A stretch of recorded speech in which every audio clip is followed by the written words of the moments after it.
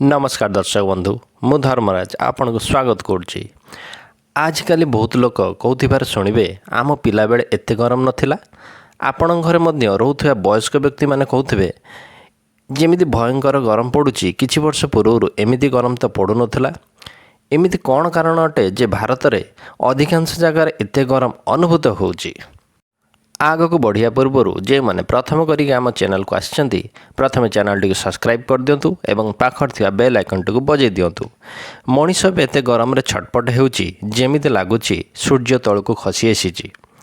ओडिशार विभिन्न सहर रे तापमात्रा 38 डिग्री रु नहीं 45 डिग्री पर्यंत बढ़िबारे लागिची। तो प्रश्न हेउची एते गरम अनुभूत हेउची कोन पई? किछि कारण अछि जहाँकि चिंता बढ़ी देउची जनसाधारणकर। एथिमध्यरु प्रथम हेउची वर्षा कम मात्रा हेबा, जलवायु परिवर्तन हेबा, वर्षा न हेबारु लू पवन बहुची। यह छड़ा कोयला तेल उत्पादनर गैस अधिका व्यवहार ए गरम बढ़ाइबार अन्य एक कारण। एथिरु ग्रीन हाउस गैस बाहरे जहाँकि आम परिवेश को नष्ट करे, जेउथि लागि पृथ्वीर तापमात्रा सामान्य अधिक बढ़ी जाई थाए। यह छड़ा अधिका गरम बढ़िबार मुख्य बा बड़ कारण हेउची ए मनीष। भारत वर्षर अधिकांश सहरर स्वरूप बदली जाइछि। एही सहरर सबुजिमा नष्ट हेबाकु लागिछि। विकास नारे प्रत्येक दिन शह शह गछ काटी दिया जाउछि। बड़ बड़ पक्का घर तेजी से बढ़िबार लागिछि। घर मानकर अत्यधिक गरम पई एसीर व्यवहार मध्य बढ़ी जाइछि। कंक्रीट सड़कर विस्तार बढ़ी चलीछि। यह छड़ा अधिका तापमात्रा रहे गाड़ीर धुआं परिवेश उत्ताप को बढ़ी चलीछि। एही सब कारण पई सहर हेउ बा गाँ हेउ गरम और गुळुगुळी बढ़ी चलीछि।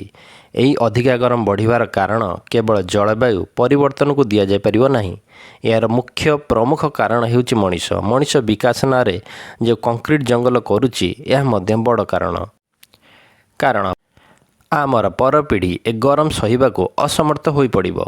आज आमको किछि पदक्षेप नेबाको पड़िबो, जेमितिकी सोलार बिजुली उत्पादन को बढ़ाइबा, गछ संख्या को बढ़ाइबा, खाली स्थान रे लगेइबा, खाली जगार पोखरी खोली सेतिरे वर्षा पानी को संचय करी रखिबा, घरर कांथ बा छात रे धड़ा रंग देबा, गाड़ी मोटर व्यवहार को कम करिबा, कल कारखाना पाखरे अधिकारु अधिका जंगल तैयारी करिबा। तो आसंतु निजे अन्य जन को दोष न दे जाति धर्म वर्ण विषय न लगी प्रथमे पृथ्वी को बंचेबा। जदि निज निज भितर सबुबले लागुथिबा तेबे दिन आसीबो मनुष्य ही पृथ्वी लुप्त होइजिबो। सेतेबेले जाति धर्म वर्ण विषय कथा हेबा लगी केही नथिबे। नमस्कार।